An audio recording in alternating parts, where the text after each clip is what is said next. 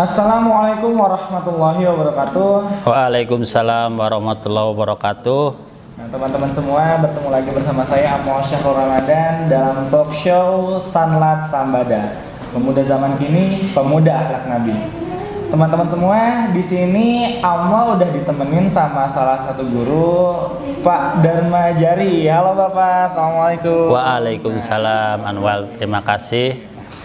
Nah, untuk mungkin saat-saat ini nanya kabar dulu kayak teman-teman kan. Bapak kabarnya gimana Pak? Alhamdulillah sehat.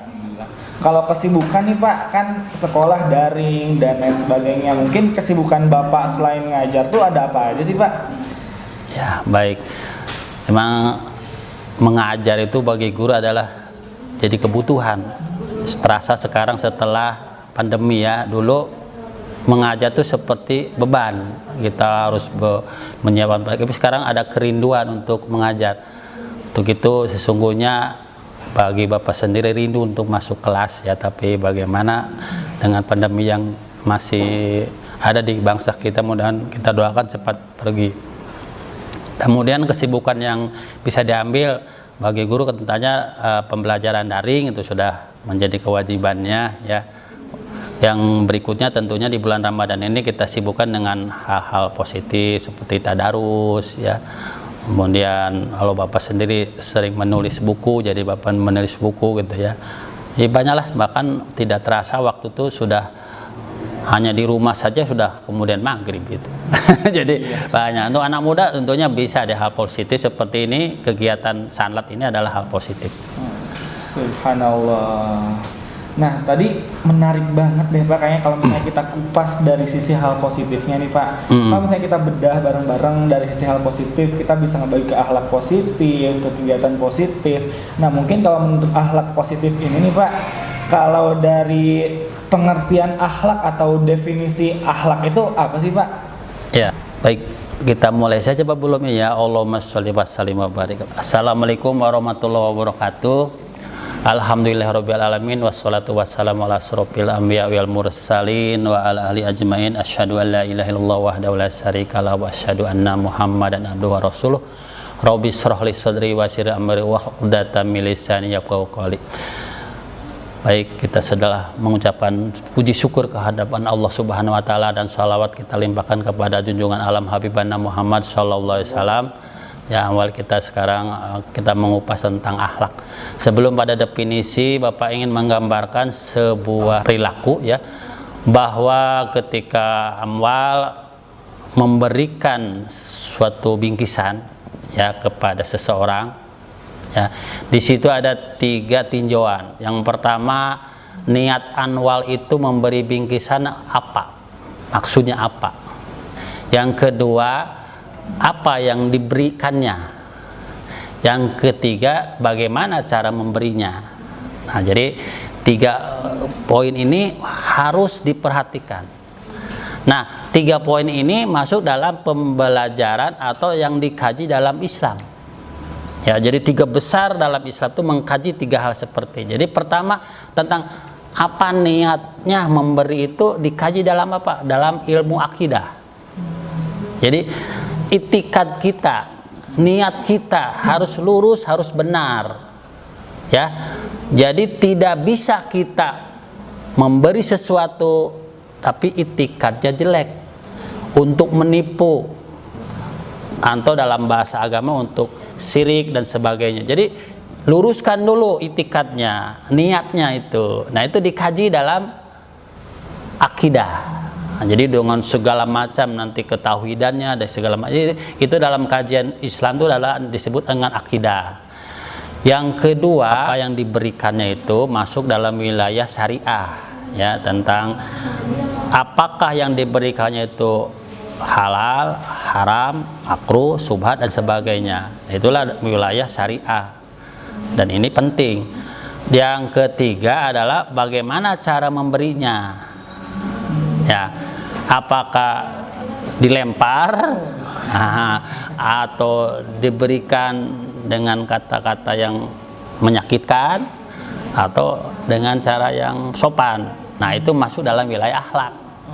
Nah, jadi tiga-tiganya penting. Nggak ada yang misalnya kita penting akhlak, ininya halal tapi niatannya untuk nipu, itu juga salah kan?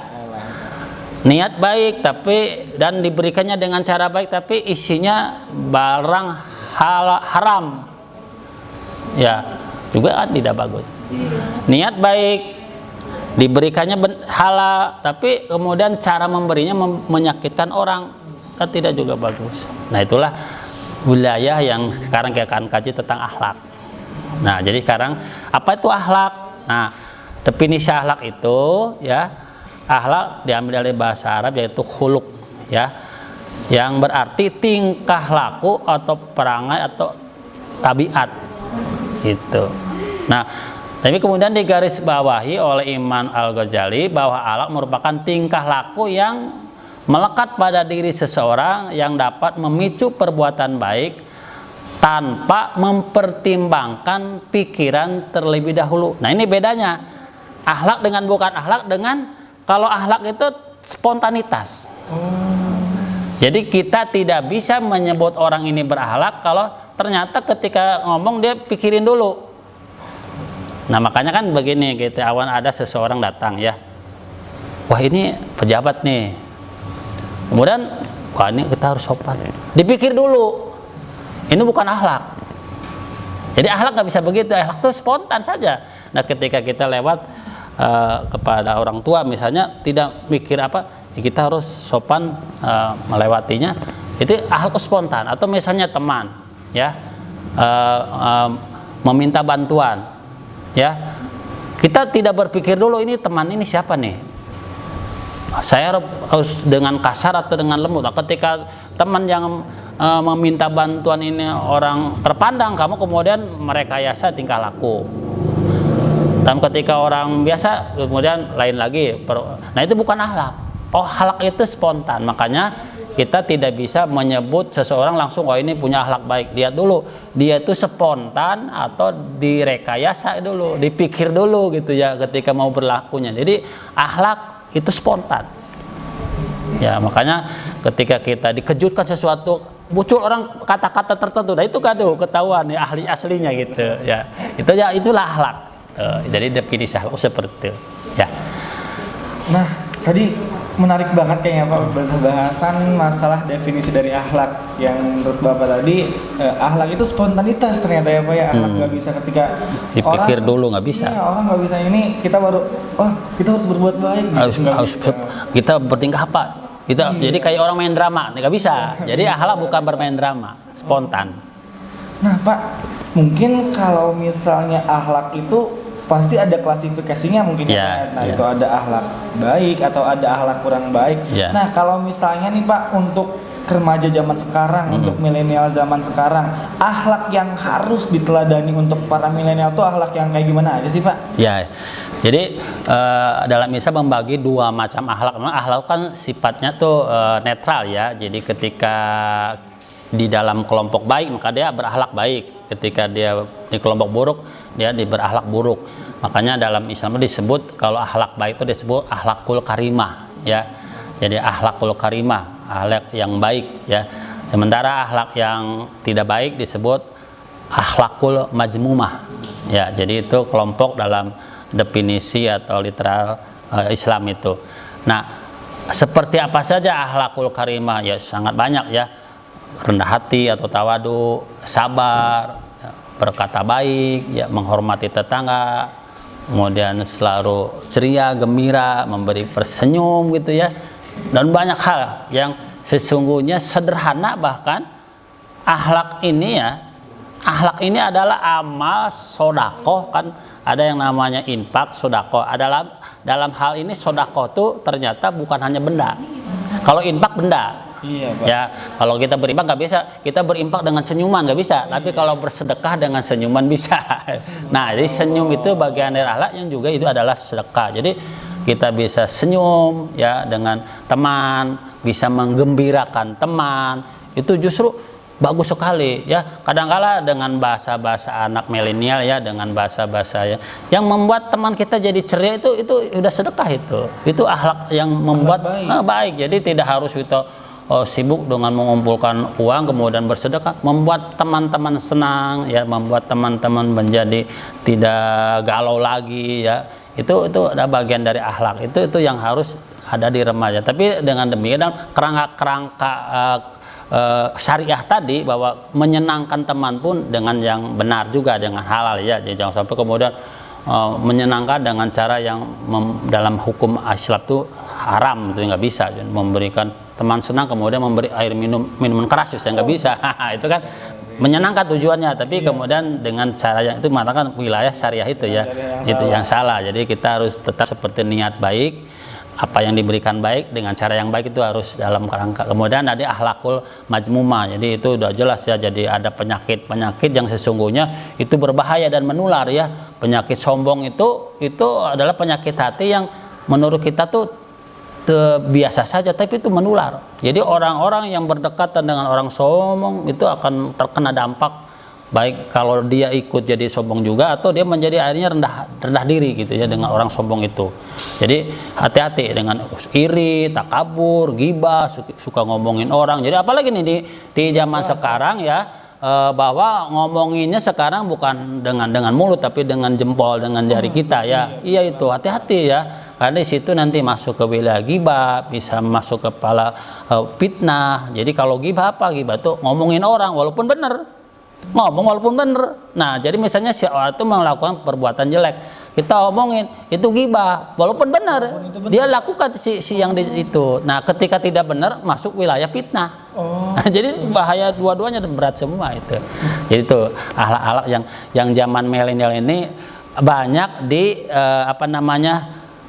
dilakukan dengan jari-jari kita ini. Hati-hati ya, hati-hati jangan sampai membuat teman jadi benci ke kita ya. Dengan itu mungkin majmumah dan karimah ya. Subhanallah, ternyata teman-teman semua ini ilmu baru nih ternyata ya. Ternyata akhlak tuh ada dua, akhlakul karimah dan akhlakul mazmumah, dan kita tuh dituntut untuk menjadi seorang yang berakhlakul karimah ya Pak ya. Iya, itu harus. Apalagi di bulan Ramadan nggak boleh bergibah ya, yang bisa membatalkan puasa. Nah, mungkin ada nggak sih Pak salah satu sosok atau misalnya role model lah Pak, orang yang bisa kita contoh akhlaknya nih Pak, biar buat generasi milenial zaman sekarang nggak cuma nonton sinetron aja, jadi kayak wah kayaknya ini tuh patut banget nih gua contoh nih Pak. Nah, wajib ya. Siapa, Pak? Sangat ada, dan kan kita begini, kalau kita ingin meniru seseorang tuh kita cari, kalau ada misalnya guru ya menunjukkan itu anak pinter, nah, kita percaya ya karena guru yang bilang anak itu pinter, nah gitu ya. Jadi kita percaya dia disebut pinter karena kata guru, walaupun kita belum ngetes anak itu pinter enggak gitu kan. Nah, ini karena Pak Guru yang bilang gitu. Kemudian kita juga misalnya percaya seorang presiden misalnya menunjuk seorang punya punya dedikasi bagus, kita pun percaya karena yang ngomong presiden gitu. Nah, di atas itu semua kita harus lebih percaya siapa tuh? Allah Subhanahu Wa Ta'ala ya.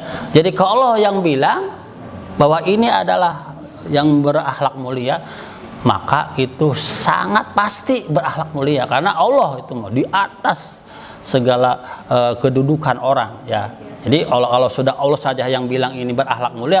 Kalau kita bilang wah ini anak baik, kata Pak Guru atau kata teman, kita masih ragu-ragu, baik menurut dia, baru kita belum tentu kan gitu ya, gitu kan. Tapi kalau Allah yang bilang itu harus yakin bahwa ini benar. Nah, itulah bahwa Allah sudah menunjukkan kita sosok ya tentang siapa yang layak diteladani. Karena apa? Penting kita mengikuti sosok itu, karena kalau kita berdampingan dengan sosok itu, mengikuti, maka kita akan hidup dengan beliau. Jadi dampak positifnya bukan hanya memperbaiki di dunia kita menjadi akhlak yang baik, tapi juga nanti kita akan di surganya bersama beliau ini. Makanya dengan sosok itu, dengan sosoknya. Jadi kalau kita mencintai, meneladani sosok Michael Jackson atau siapa anak muda sekarang lagi idola siapa misalnya? Aldebaran Pak. Aldebaran. Nah, ini iya. Nanti kalau kamu meniru sosok dia di akhirat ketemu. Syukur kalau dia masuk surga, kalau enggak. Itu ya. Jadi hati-hati dengan sosok yang dicintai dan diteladani, itu akan mendampingi kita ya. Nah, nanti ada kisah yang menarik tentang bagaimana orang sosok ini akan sampai di jelang-jelang akhir hayat kita mengganggu kita atau menemani kita. Nanti itu karena panjang. Nah, Allah menunjukkan dalam surat Al-Ahzab ya ayat 21, A'udzubillahi minasyaitonirrajim. Bismillahirrahmanirrahim. Laqad kana lakum fi Rasulillah uswatun hasanah liman kana yarjullahi wal yaumil akhir wa dzakarallaha katsiran. Sesungguhnya pada diri Rasul ada teladan yang baik bagi kamu, yaitu bagi orang-orang yang mengharapkan Allah dan hari akhir serta banyak berzikir kepada Allah. Ya, jadi Allah sudah memastikan bahwa ada sosok yang harus kita itu adalah sosok Rasulullah Nabi Muhammad SAW. Ya, jadi udah pasti ini sosok ini adalah sosok yang layak untuk diteladani. Dan kalau kita meneladani sosok itu, maka kita pun akan berdampingan dengan beliau. Jadi untuk akhlak dari Rasulullah itu sendiri, Pak, yang perlu kita contoh itu ada apa aja sih, Pak? Wah, jadi kita subhanallah ya. Jadi Bapak sudah alhamdulillah ya, ibaratnya sejarah Nabi karya Muhammad Haikal itu sudah selesai dibaca ya, udah lama itu ya. Kemudian Bapak coba juga menyusun sebuah buku tentang belajar akhlak dari kisah-kisah Rasul ya. Jadi ada bukunya Bapak punya ya. Jadi Bapak sangat-sangat mengapresiasi betul bahwa luar biasa akhlak Rasulullah. Kalau itu pantas kalau kemudian beliau menjadi urutan nomor 1 dalam orang kafir menyusun tentang orang-orang yang berpengaruh itu ya. Rasul tuh nomor 1 padahal yang nyusunnya orang kafir itu. Ya. Nah, baik, ada akhlak banyak sekali akhlak Rasulullah, tapi ada akhlak dasar yang ini kalau kita juga mencontoh beliau kita akan menjadi hebat ya, walaupun 1/100 dari beliau itu akan hebat ya. Yang pertama itu yang kita kenal dengan sifat sidik ya. Kemudian ada amanah, ada patonah, ada tablik. Ini serangkaian sifat yang itu saling berkaitan. Ya. Bahwa kita sering mendefinisikan sidik itu dengan benar, jujur, satu kata dan perbuatannya gitu ya. Jadi tidak ada kata itu tidak berbeda dengan apa yang di dalam hatinya, dengan apa yang dilakukannya. Nah, itu sidik ya. Nah, ini contoh yang tentunya kalau kita ingin seperti apa sidik itu ya. Rasul itu dari awal disebut dengan al-amin, yaitu modal ya. Bagaimana Rasulullah SAW itu menjadi hebat ya, karena diawali dengan orang tahu dia itu jarang bohong, bukan jarang, tidak pernah bohong ya, sehingga Rasul itu kemudian mendapat kepercayaan. Salah satu kepercayaan yang awal ya, yang ketika belum ibaratnya Rasulullah dewasa atau menjadi nabi itu ketika masyarakat Quraisy atau Arab mendapatkan masalah tentang batu Hajar Aswad yang terlepas, kemudian semua suku ingin mengangkatnya dan kemudian menjadi percekcokan di situ. Ya, kemudian Rasul mendapatkan kepercayaan untuk memutuskan seperti apa ya batu itu agar setiap suku tidak cekcok gitu ya. Nah, itu salah satu bentuk kepercayaan masyarakat. Ya, bahwa Rasul udah karena sudah selalu benar apa yang dikatakan ya, kemudian apalagi contohnya ini dalam hal ini contoh ketika Rasul berniaga ya. Jadi ketika berbisnis Rasul itu pertama menyebutkan harganya tuh. Nih saya kemarin beli buku ini, misalnya kalau buku ya Al-Qur'an atau beli barang ini harganya 1 juta. Dan saya ingin menjualnya untuk mendapatkan, silakan ibu atau bapak mau memberi lebih berapa. Di antara seperti itu. Jadi bisnis beliau tuh menjelaskan ini dan saya ingin dapat untung gitu, atau mungkin menyebutkan ingin untungnya sekian persen. Jadi dijelaskan dan itu betul, tidak kan kata orang sekarang kan bikin can sampai modalnya kan gitu. Kalau ke orang dagang teh ketika nawat ini can ka modalnya mungkin sudah ya, tapi sebutkan Allah Rasul menyebutkan ini HP harganya sekian, saya akan jual ke kamu, ingin untung 200.000, jadi ini 2 juta dan ingin jadi 2 juta 200. Jadi seperti itulah bisnis beliau. Nah, kemudian beliau pun tidak menutup-nutupi barang dengan kualitas yang dicampur-campur. Makanya beliau pernah menegur seorang pedagang yang kemudian mencampur kurma kering dengan kurma basah gitu ya, sehingga ini kamu apa-apaan ibaratnya. Kalau basah-basah, kering-kering, yang bagus-bagus, yang jelek-jelek. Jadi semua punya harga masing-masing. Dan bisa orang ingin murah cari yang kualitas jelek, nggak masalah kan. Itu kemudian diadopsi oleh bisnis modern, kemudian ini kan ada kelas ini kelompok yang mungkin super, ini kan udah biasa sekarang kita ya. Itu Rasul itu. Di Rasul tuh contoh Rasul. Jadi sekarang orang tidak bingung lah, ini kalau dengan barang yang sama tapi kualitas beda, disebutkan harga-harga yang berbeda. Jadi orang tidak lagi samar gitu, misalkan ini beli barang ini A semua gitu ya, padahal ada yang bagus, ada yang jelek ya. Ini Rasul tuh cara berbisnisnya seperti itulah yang dimaksud dengan sidik ya, benar ya. Jadi Rasul. Yang kedua, amanah. Nah ini juga, jadi setelah sidik benar, nanti nyambung. Jadi kita itu anak-anak muda nih ya, kita nggak punya modal nih, nanti suatu saat nggak punya apa-apalah bahasanya. Tapi ketika dipercaya, nanti ada yang ngasih modal. Ya. Iya. Ketika kita tahu, oh ini nggak pernah bohong, ya, nanti ada yang ngasih modal. Ya. Atau lah kita sedang naksir ke perempuan gitu ya. Ya, nanti dapat dukungan orang tua ketika dia ngomongnya bener, nggak pelin-pelan. Kalau dia nggak ngaku orang kaya gitu ya, apa adanya gitu ya, nanti orang tua, wah ini orang baik.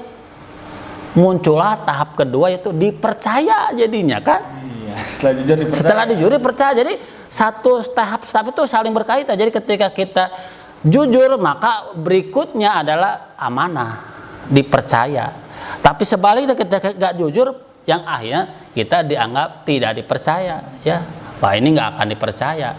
Nah contoh Rasul seperti itu. Jadi kita ingin dapat modal, ingin dapat dukungan itu pertama benar dulu apa yang kita katakan, sehingga orang kemudian percaya, maka masuklah dalam kelompok akhlak yang amanah itu ya. Nah dalam hal ini contoh Rasul ada dalam berbisnis juga ya. Jadi Rasul itu bahasanya nggak punya modal ya, modal dengkul. Tapi bagaimana beliau begitu banyak mendapatkan titipan barang ya. Sudah kenal kita dengan Siti Khadijah itu ya, dengan sebelumnya kan itu majikannya Rasul itu ya, saudagar besar ya, yang bahkan sangat-sangat besar, paling besar di Arab itu. Dan juga dari saudagar-saudagar lain, ada yang nitip uang, ada yang nitip barang. Itu kenapa? Modal dari sidik itu kemudian dipercaya. Nah itulah ini akhlak yang berikutnya itu adalah kepercayaan orang itu kemudian karena kita memang layak untuk dipercaya. Kemudian amanah yang berikutnya Rasul itu kan luar biasa. Ketika sudah selesai berbisnis, yang pertama kali diselesaikan itu adalah bagaimana mengembalikan ya modal atau untung kepada yang memberi modal itu yang pertama diselesaikan. Jadi kita kadang-kala dalam bisnis orang curang ya, kadang-kala kalau rugi bilang-bilang, oh ini sudah rugi bla bla, pas untungnya diem-diem baik. Nah kan nggak bagus kalau bisnis gitu. Jadi orang yang ngasih modal jadi kecewa, pas rugi aja bilang, pas untung mah diem-diem baik, bahkan bilangnya enggak untung gitu ya. Nah itu juga. Nah ya termasuk dalam pembelajaran kita juga ya, bahwa ketika kita sudah melihat orang ini dipercaya, berita-berita yang dia sampaikan atau tidak pernah bohong ya, berita-berita yang dia sampaikan kita percaya kan gitu kan. Kalau teman-teman kita tuh, wah jangan percaya dia gitu ya, dia masuk bohong. Nah ini kan kepercayaannya hilang. Jadi kait-mengkait itu ya. Jadi ketika kita berkata jujur, maka orang akan percaya apapun yang kita lakukan, apapun yang kita katakan, kemudian orang percaya. Ya itu yang kedua ya. Yang kedua. Nah, kemudian lanjut ke patona. Nah, ini kalau ke patona tuh orang mendefinisikan cerdas, tapi bukan pintar. Awas, pintar dengan cerdas beda. Ya. Kalau pintar tuh hubungannya dengan IQ ya, jadi kemampuan dia memahami. Akademis. Ya, pintar. Tapi kalau cerdas tuh kecerdikannya menempatkan sesuatu yang yang sangat akurat gitu ya. Jadi dia cerdik ya, kita bilang cerdik kan, cerdik. Jadi dia bisa menempatkan sesuatunya ya. Nah ini contoh yang ini kan dalam kecerdasan ini banyak sekali Rasulullah. Memang bukan hanya cerdas, memang pintar juga Rasul ya, sangat-sangat cerdas. Nah dalam bisnis juga kita contohnya bahwa Rasul itu di Arab dulu ketika mau bisnis itu ya, orang bawa barang di Arab ya, kemudian pergi ke Yaman, ke Syam dan sebagainya itu untuk menjual barang, pulang bawa uang. Nah itu biasanya. Nah Rasul cerdik, kenapa? Gimana Pak? Jadi dia barang yang ada di Arab semua diubah jadi barang, uang apa jadi barang di Arab itu. Datang ke luar negeri, berbisnis di Syam dan di Yaman dan sebagainya, itu kemudian jual ya. Jadi uang. Nah, uang itu kemudian dibelanjakan lagi di Syam itu, berbentuk barang lagi. Dibawa ke Arab, dijual lagi. Jadi untungnya banyak nggak? Banyak. Banyak, berlipat-lipat. Untung barang pertama dari Arab dijual di luar negeri Syam, kemudian untung barang yang di Syam dijual, jadi lipat-lipat. Cerdas ya. Cerdas. Makanya wajar kalau kemudian di usia 25 tahun Rasul sudah memberi mahar miliaran rupiah. Jadi Rasul itu kaya raya ya, masih muda tuh kaya raya. Itu karena kecerdasan. Belum kecerdasan dalam strategi perang ya. Jadi sesungguhnya perang Uhud itu harusnya menang, tapi itulah karena ada pasukan yang tidak nurut ke perintah Rasul. Jadi dalam perang Badar strategi Rasul itu adalah menguasai air ya, jadi lembah air itu diperintah kuasai karena orang pasti butuh air di padang pasir itu. Ketika makanya perang Badar menang ya, karena selain bantuan dari Allah itu juga emang strateginya ya, walaupun Allah akan membantu tapi tetap kita harus berstrategi. Jadi nggak bisa kita mengandalkan nanti Allah menolong, nggak bisa, tapi kita harus berstrategi. Nah itu antara lain strategi orang Badar adalah menguasai air. Nah strategi perang Uhud sesungguhnya udah menang ya. Jadi pasukan itu dibagi dua, yang satu menyerang di bawah, yang satu yang di atas bukit itu dia memantau pergerakan musuh dengan panahnya. Nah ketika di bawah udah menang tuh Rasul tuh ya, pasukan Rasul tuh di perang Uhud tuh ya udah menang, nah rebutan gonima, rebutan rampasan perang. Yang di atas kabita apa? Pengen itu ya, turun ikutan, takut nggak kebagian. Nah ini bahaya ini, makanya nih. Jadi ketika kita sebuah tim ya sudah disepakati bagaimana strategi kita, harus taat ya, jangan kemudian nanti acak-acakan. Nah itu antara lain. Kemudian turun, musuh muter ya, menyerang di belakang dan tidak ada yang memantau karena udah turun semua pasukan. Habislah. Disitulah kekalahan. Makanya sesungguhnya bukan karena Rasul tidak cerdas, tapi pasukannya nggak ikut aturan. Itu makanya Rasulullah itu sangat ini orang-orang yang seperti itu ya. Ya kemudian ya akhlak yang dapat kita contoh dari Rasul adalah ketika dipanggil seseorang, beliau tuh tidak hanya menoleh tapi membalikkan seluruh badan ya. Nah dan kemudian bila ada tamu hendak pulang, Nabi mengantarnya hingga ujung kampung. Bahkan ada kisah ini mungkin tidak ini, Rasul itu sampai turun wahyu. Ketika ada tamu ke rumah Rasul, Rasul sudah sebenarnya udah lelah gitu ya, udah ingin selesai, udah gitu ya. Tapi dia tidak tega menyuruh pulang atau apa ke tamu itu. Ya. Sampai turun wahyu tentang bagaimana cara bertamu. Sampai turun wahyu. Itulah Rasul tidak enak hati itu ya. Dalam hal tamu, ingin menghormati tamu, sampai ibaratnya sampai nunggu wahyu untuk mengusir orang. Ya, kemudian bila diundang jamuan ya atau diundang, kemudian beliau memakannya ya, tidak kemudian karena tidak enak kemudian melihat ketidakenakannya ya. Kemudian bila akan bepergian, Nabi mengundang orang-orang miskin, janda-janda dan anak-anak yatim, lalu meminta doa kepada mereka. Nah ini untuk anak muda juga ya. Jadi dicontohkan oleh Rasul kalau kita mau bepergian, apabila misalnya mau kuliah kemana ya, itu selalu minta doa, ya minta doa kepada terutama orang-orang yang diijabah doanya. Di situ kan ada orang tua, ibu bapak kita, ya kemudian ada anak yatim piatu dan sebagainya, itu orang-orang yang doanya diijabah. Jadi Rasul sendiri yang orang yang luar biasa solehnya ya masih minta doa, apalagi kita orang biasa-biasa ya, bukan tidak sepernya itu Rasul ya, merasa percaya diri kita akan sukses gitu ya. Nah, Rasul aja yang sudah super soleh gitu ya masih minta doa ya. Berikutnya saat makan sendirian dan bersama orang lain Nabi tak bersendawa dan tidak mengunyah bersuara ya. Atau itu ya, bagaimana itu adab ya, jadi akhlak yang contohkan Rasul ya. Kemudian Nabi tidak pernah memanggil seseorang dengan julukan jelek. Nah ini kebiasaan kita nih ya, kebiasaan kita anak-anak muda biasanya suka-suka, tapi ada Pak bagaimana kalau dia suka dengan panggilan itu ya? Nah, bagaimana Pak? Ya sesungguhnya pada tataran tertentu ya sebutan orang itu kemudian dia tidak ininya, apakah sukanya memang menghargai kita atau dia itu sebenarnya dalam hatinya merasa sakit hati dipanggil itu gitu ya. Itu juga harus ini kan. Jadi Rasul terutama apalagi kalau sampai memanggil ayahnya itu biasanya sama dengan itu kata Rasul menjelekkan ayah kita juga. Misalnya anak-anak kan, anak-anak muda sekarang sebut kan bapaknya ya, nanti balas lagi kan kita dibalas sama ininya ya.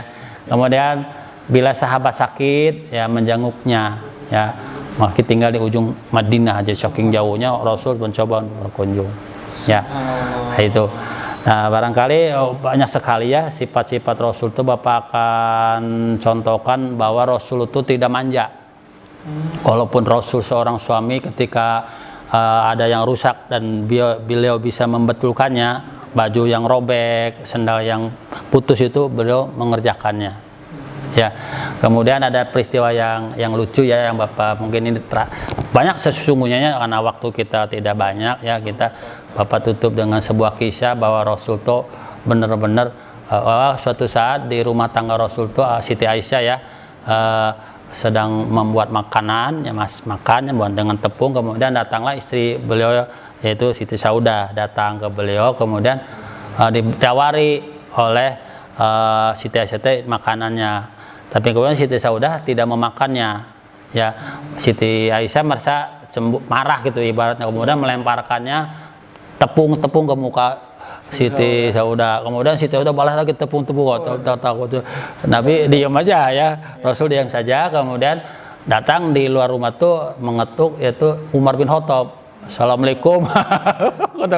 dengar suara Umar langsung sembunyi ya. Jadi istri Siti Aisyah dan Siti Saudah itu kemudian bersembunyi ya karena mendengar suara Umar bin Khattab ya. Kalau ini kemudian masuklah, kemudian terlihat berantakan rumah Rasul itu ya. Umar, ini ada apa Rasul, katanya gitu.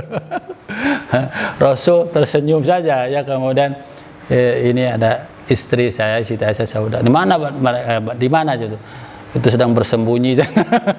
Kenapa bersembunyi? Takut sama engkau, kata Umar bin Khattab ya.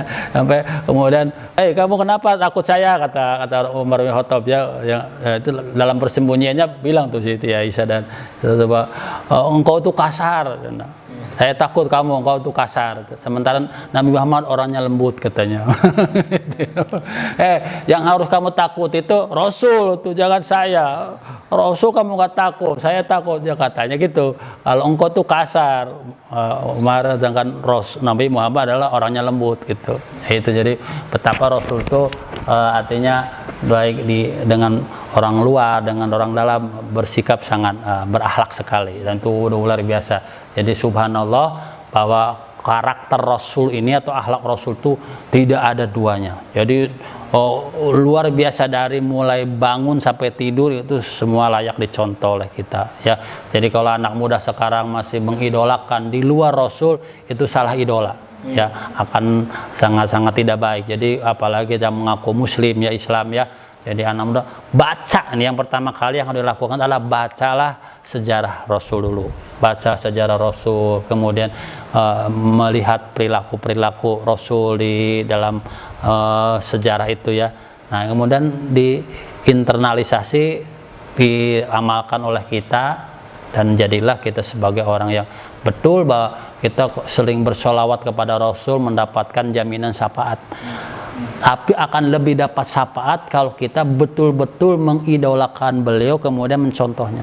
Jadi kita sering menganggap ya cukup dengan sholawat Allahumma sholli ala Muhammad wa ali sahabat nanti dapat pertolongan Rasul. Sementara tingkah laku kita kemana-mana, ke orang bukan Islam lagi ya. Sementara lakuan kita gitu, mau sholawat aja nggak bisa ya. Kita harus mengikuti perilakunya, mencontohi, otomatis Rasul akan menolongnya karena kata Rasul orang akan berdampingan dengan orang yang dicintainya, yang diidolakannya ya. Jadi kalau kita ingin berdampingan Rasul maka contohlah, teladani, cintai Rasul. Kalau kita ingin dekat Rasul tapi yang diidolakan, yang dicontoh orang lain, itu seperti pungguk merindukan bulan gitu ya, mimpi itu ya bilangnya, mimpi lu katanya gitu ya, inginnya ke surga dicontohnya orang kafir gitu ya. Itu jadi itu saja barangkali yang Bapak bisa sampaikan. Nah teman-teman semua, alhamdulillah tadi telah bersama-sama kita mendengarkan penjelasan dari Pak Dharma. Nah itu semua benar banget teman-teman, akhlak Rasul dan lain sebagainya harus banget kita teladani apalagi dalam kehidupan sehari-hari. Nah Pak, sebelum kita tutup nih mungkin ada kesan pesan atau ada closing statement dari Bapak untuk anak-anak di SMA 1 Pandeglang Pak? Ya, baik, kesan Bapak yang pertama bahwa selayaknya kita sebagai pembelajar ya harus terus belajar, dan salah satu yang kita pelajari adalah akhlak Rasul ya. Jadi ini jangan sampai terlewatkan, kemudian kita menunggu apa yang diberikan oleh guru, tapi kita belajar mencari seperti apa Rasul untuk pembelajaran yang sesungguhnya. Ini banyak hasanah yang kita dapatkan dari media-media yang kita punya, media sosial dan sebagainya. Yang kedua, sebentar lagi anak-anak akan menghadapi ulangan ya, harus banyak belajar juga, mempersiapkan diri. Yang sesungguhnya ada dua yang dipersiapkan, satu persiapan materi, yang kedua persyaratan kuota ya. Jangan sampai nanti pas ulangan kuotanya nggak ada ya. Yang terakhir ya, kita doakan bersama Bapak Kepala Sekolah Bapak Haji Abdul Malik ya, sedang sakit. Kita doakan semoga beliau cepat sembuh ya, beraktivitas kembali di sekolah kita ya, dengan membaca surat Al-Fatihah. Bismillahirrahmanirrahim. Alhamdulillahirabbil alamin, arrahmanirrahim, maliki yaumiddin, iyyaka na'budu wa iyyaka nasta'in, ihdinas siratal mustaqim, siratal ladzina an'amta 'alaihim ghairil maghdubi 'alaihim waladdallin. Amin ya rabbal alamin. Demikian dari Bapak, kurang lebihnya mohon maaf. Wabillahi taufiq wal hidayah. Wassalamualaikum warahmatullahi wabarakatuh. Alhamdulillah teman-teman semua ya, tadi setelah kita dengarkan pula materi dan tadi pesan-pesan kepada teman-teman semuanya, intinya bagaimanapun juga kita adalah pemuda zaman kini dan pemuda akhlak Nabi teman-teman, selalu diingat di tiap harinya. Terima kasih kepada para penonton. Jangan lupa untuk para siswa-siswi setelah ini dicek Google Classroom-nya ya Pak ya, karena bakal ada kuis. Dan nanti untuk, dan juga teman-teman, iya, dan juga teman-teman betul banget, untuk nanti para siswa-siswi yang setelah mengikuti rangkaian acara ini dari awal sampai akhir akan diberi hadiah menarik dari SMA Negeri 1 Pandeglang ya Pak ya. Wah, jutaan rupiah insyaallah. Dan terima kasih. Wassalamualaikum warahmatullahi wabarakatuh.